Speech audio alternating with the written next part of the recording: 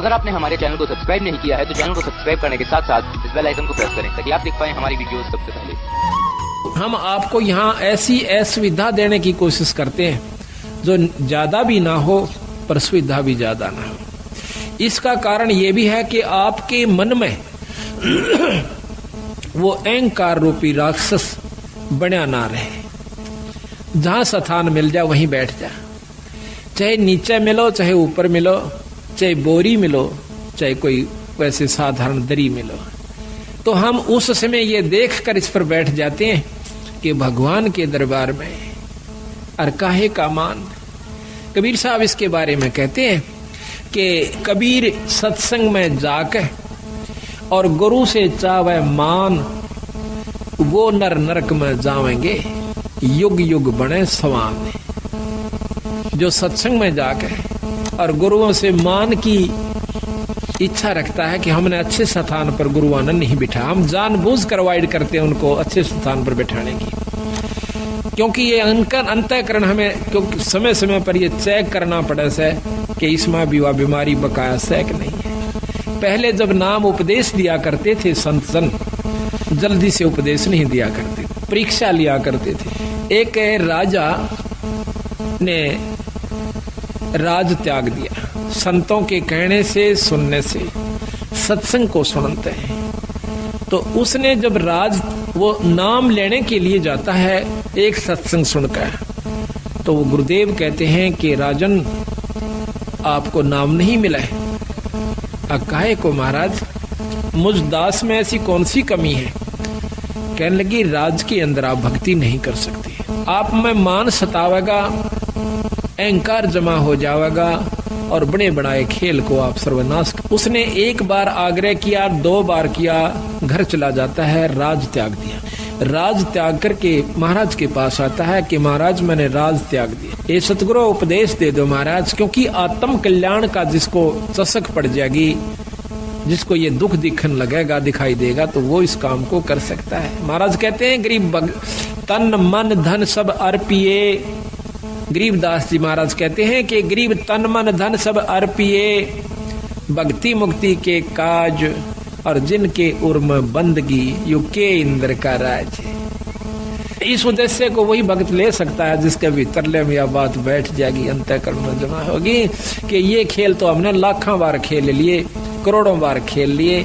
बच्चों का पैदा करना, उनको पाल पोस कर ब्याह शादी कर जाना और फिर मर जाना, फिर कुत्ते गधे कुत्तिया बन जाना, ये खेल तो वीरा संखों बार खेला पाने। पर ईब जो खेल खेलना से वो खेल के दिखाओ। अब ये खेलने का समय आ गया, आप सेलेक्ट हो लिए, बंदी छोड़ के खाड़े के पहलवान सो, अरीब उस पहलवान वाला काम करके दिखाना चाहिए। तो वो छोड़ कर चला गया, कहने लगा सतगुरु मैंने तो राज छोड़ दिया। और वाह भाई वाह, छाती से लगा लिया संतों ने। महाराज मैंने उपदेश दे दो कि बेटा 1 महीने के बाद आना और पश्चिम दिशा में चले जाओ। वो चला गया। 1 महीने के बाद आता है तो रास्ते में आ रहा था, उसका पैर कीचड़ में भर जाता है और साथ से एक पशु जा रहा था, उसके छींटे लगकर उसके जो पैरों में उसने पहन रखा था कोई पजामा वगैरह या कोई वस्त्र धोती, उसका छींट लग जाती है। उसको उसने 3-4 गालियां सुना दी। वो जो आ रहा था और साथ में एक शिष्य और सतगुरुओं का आ रहा था, तो उसने देखा कि जब वो सत्संग में प्रवेश किया महाराज के आश्रम में, तो उसने वो अपने एक नलके पर या कुएं पर वो कपड़े साफ किए, थोड़े थोड़े पानी लगा करके थोड़ा थोड़ा उनको साफ किया, पहने। तो गुरुदेव ने पूछा, तो और भक्त आया था, वो आके कहने लगा महाराज जी ये कौन है? वो कपड़े साफ कर रहा। कहने लगा ये भाई बहुत बड़ा राजा था, इसने राज त्याग दिया परमात्मा पाने के लिए। कहने लगा जी त्याग गया कुछ नहीं बताई। क्यों भाई? कि इसके ऐसे ऐसे छींटे लगे, गालियां मंड रहा था उसको। अच्छा अरे वाह भाई, चौखा तो न बता दिया मेरे को। वो आके लंबी डंडौत करी। ओहो आओ भगत जी, राजा जी आगे। राजा कहा जब खुश हुआ, आओ राजन बैठो। बड़ा प्रसन्न हुआ, बैठ के सतगुरु उपदेश दे दो।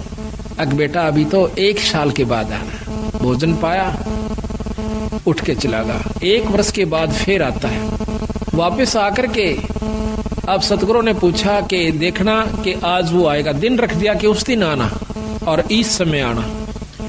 ऊपर से एक भंगण को, जो उनकी शिष्या थी, उसको कहा कि जब ये व्यक्ति आवे इसके ऊपर कूड़ा डाल देना छत से। तो वो ठीक समय पे घंटा आध घंटा इधर उधर वो ताक में रही और ऊपर से उसने जब वो आ रहा था तो उसके ऊपर कूड़ा डाल दिया। कूड़ा डालते ही वो, हाँ, जब उसने पूछा था सतगुरु मुझे नाम क्यों नहीं मिलेगा, कहने लगा भाई आपने ये कीचड़ लगा, जब उसको गालियां दे दी जिसकी भैंस पशु था साथ में। ऐसा नहीं कहना चाहिए, संत के अंदर ये गाली देने का स्वभाव नहीं होना चाहिए, इसने जीवित मरना होगा। तो उसने ये ख्यास रखी कि भाई आज के बाद मैं गाली नहीं दूंगा किसी को। तो देखा ऊपर से जब कूड़ा उसके ऊपर पड़ जाता है तो एक बार क्रोध से देखकर कहने लगा अगर मैं राजा होता, इतना कह गया बस चुप हो गया, गाली नहीं दी। अगर मैं राजा होता तो मतलब भाव ये था कि अब तेरा मैं बक्कल उतरवा देता। कह दिया चाहे ना कह दिया, भीतर ले मत आई वह बात। तो उसको, उस जमादारनी को, भंगण को कहा था कि बेटी जो इसका आओ भाव हो मुझे बताना। वो उससे पहले आ गई, कहने लगी महाराज ने बोला कि मैं अगर राजा होता, आ गया बैठ गया। महाराज ने आदर सत्कार किया, क्या हो राज, कि महाराज मैं काबिल हो गया कि पुत्र अभी तू राजा है। अक नहीं महाराज मैं तो राज छोड़ चुका हूँ। अक नहीं बेटा अभी तू राजा है। राज छोड़ दिया पर राजपना नहीं छोड़ा। सतगुरु कोई गलती हुई कि आपके ऊपर कूड़ा पड़ा, जब आपने क्या शब्द उच्चारण करना चाहा किया कि अगर मैं राजा होता। अभी तो है बेटा तू राजा है, इसको छोड़ दे। जीवित मर ले रे लोभी मन नाम सुमर ले रे। जीवित मरना इसी का है। जीवित मरण का बहुत लंबा उदाहरण सतगुरु महाराज ने दे रखा है। अभी आपको सुनावेंगे कि जीवित कैसे मरा जाता है। ईख का उदाहरण दिया कबीर साहब ने कि नो जीवित मरा करें और फिर उसका कीमत बनती है। जमीन का उदाहरण दिया कि धरती कभी मुंह से नहीं कहती, चाहे कोई बिस्टा डारो, चाहे उसमें कोई आम लगाओ, चाहे अंगूर लगाओ, बगीचा बनाओ, चाहे वहां पर चूल्हा चौका कर लीजिए, वो कभी ऐतराज नहीं करती। इसी प्रकार संत स्वभाव होता है, चाहे कोई गाली दे, कोई मीठा बोले, अपने अंतःकरण के अंदर द्वेष पैदा नहीं कर। ये सतगुरु मैं कब आऊं कि साल भर के बाद आना बेटा। 1 वर्ष के बाद निश्चित समय पे वो फिर आवस। तो उस समय ऊपर से चौड़ा भर के डालना था। उस भंगण को कह दिया एक और व्यक्ति को कि ऐसे करना कि जब ये आवस के ऊपर गारा और पेशाब मिलाकर पशु का वो डाल देना। जब वो आ रहा था तो उसके ऊपर वो चौड़ा डल गया, ऐसे जैसे धोखे से। ओहो हो भाई मैंने ख्याल से नहीं करा, माफ करना। तो वो कहता है कि कोई बात ना बहन, ये तो माटी पर माटी पड़ी है, मिट्टी पर मिट्टी डाली है, कोई खास बात नहीं है। तो जब उसने आके बताया कि महाराज ऐसे ऐसे बोला, बोला ये अधिकारी हो गया। आते सतगुरु ने छाती से लगा लिया, बेटा अब तू उपदेश अधिकारी। इस शरीर को आपने मिट्टी समझ लिया तो ये अब आप तो अधिकारी हो चुका है भगवान के नाम लेने का। इब तू भगवान भजन जोगा होया से, इब नाम जपा।